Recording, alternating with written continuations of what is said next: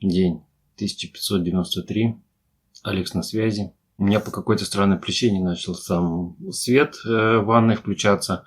И на самом деле это хороший способ и хорошая причина пересмотреть вообще автоматизацию. Я, в принципе, пересматривал автоматизацию света в ванной очень много раз, полностью переписывал с нуля, ставил разные датчики, делал разные решения, очень много экспериментировал.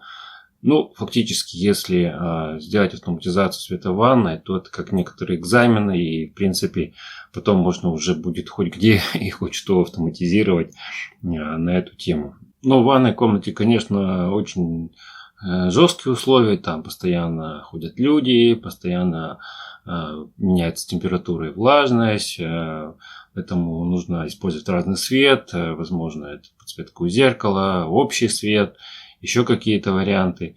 И очень много способов и подходов к ее автоматизации. Самым простым, конечно, способом это является просто поставить какой-нибудь датчик движения, и тогда просто свет будет включаться, когда человек заходит, и включаться, когда движение прекратилось. Но на самом деле, во-первых, при входе человека тоже может быть задержка довольно большая, может быть там секунда. Ну и если человек перестал двигаться, то, конечно, датчик такой через какое-то время все равно будет отключать. На датчике можно настроить разную длительность задержки, и у меня, допустим, 2 секунды используется, что, конечно, для именно этой цели будет очень мало. Можно поставить и 20, можно поставить и минуту, и больше, но это все будет влиять на продолжительность горения света.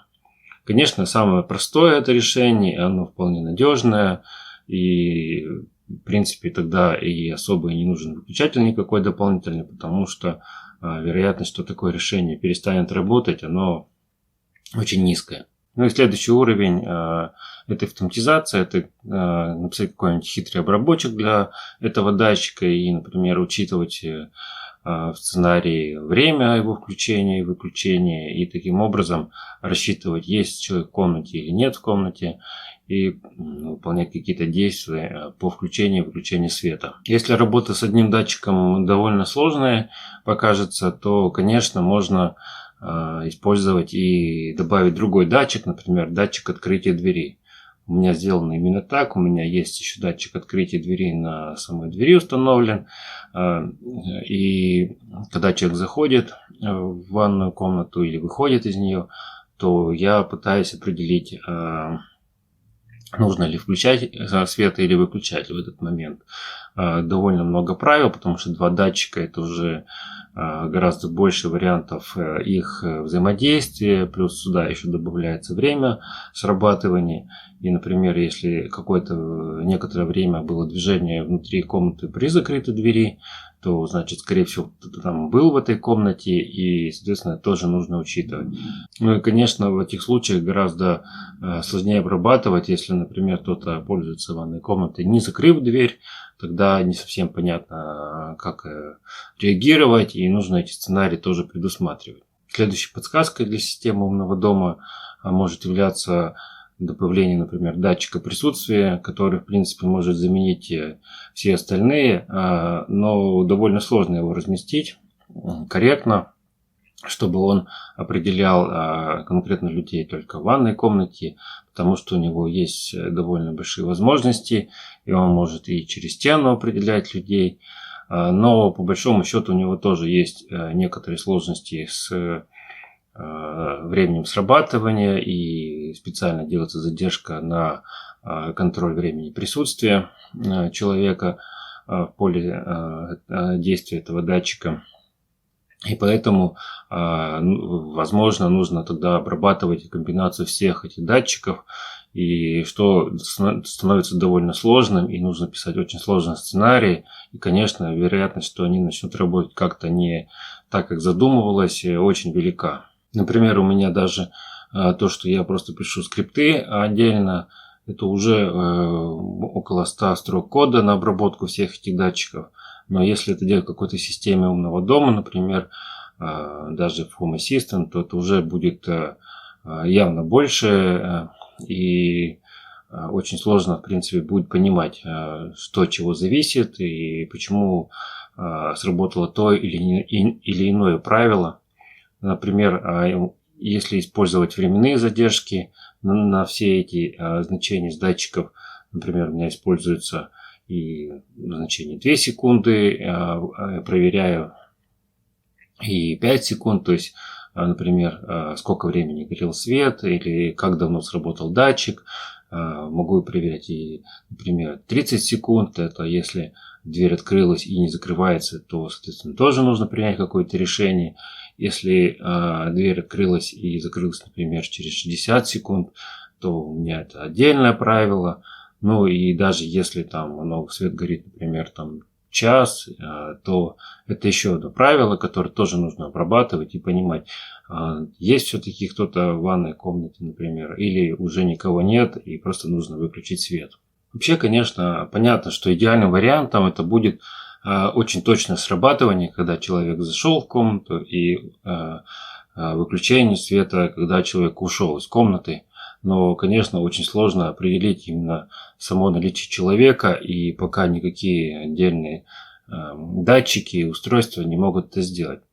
Как вариант, в принципе, можно все упростить и поставить один датчик присутствия и настроить правила работы этого датчика так, чтобы просто человек зашел, присутствует, соответственно, он будет включен. И если человек перестал двигаться или ушел, то через некоторое время выключить.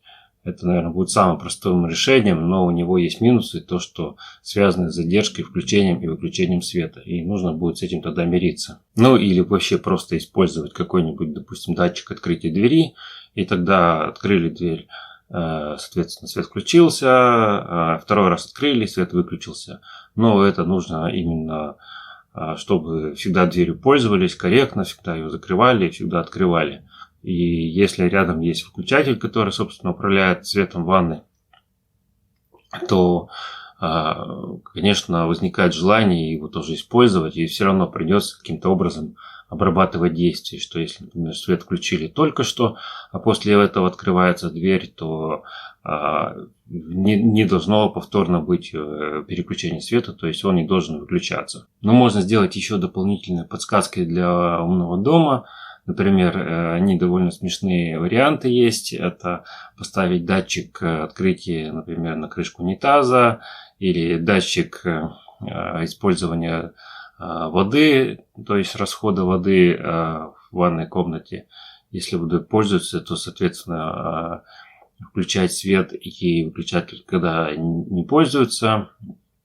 Можно поставить разные датчики вибрации, например, на душевую кабину или на ванную. То есть таким образом тоже определять наличие людей. Либо делают еще вариант, ставят датчик протечки, например, в душевую кабину, и если в него попадает вода, то тоже, соответственно, обрабатывать как присутствие людей. Но только не очень понятно тогда, если человек ушел, допустим, на датчике еще вода осталась, что в этом случае тоже делать, нужно будет предусматривать. Ну и как дополнительное решение всех этих ошибок, связанных с автоматизацией, можно просто в ванной комнате сделать несколько уровней освещения. Первый включается по движению, например, или вообще всегда горит, а второй уже работает более точно, по сценариям, и, например, включает какой-то общий свет или управляет какими-то отдельными светильниками.